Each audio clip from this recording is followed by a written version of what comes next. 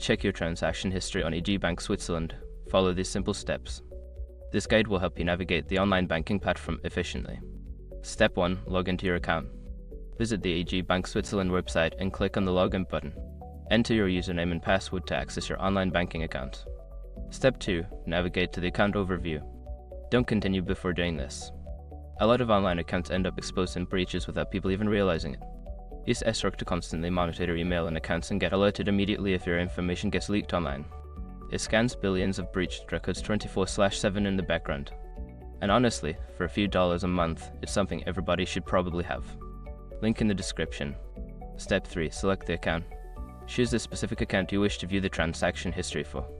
This could be a checking account, savings account, or any other account you hold with the bank. Step 4. Access transaction history. After selecting the account, find the option labeled Transaction History or Transactions. Click on it to view a detailed list of all transactions made within the selected account. Step 5. Filter and download transactions. If needed, use the filtering options to narrow down the date range or transaction types. You may also find an option to download your transaction history as a PDF or CSV file for your records. By following these steps, you can easily check your transaction history on EG Bank Switzerland. Regularly reviewing your transactions can help you manage your finances more effectively.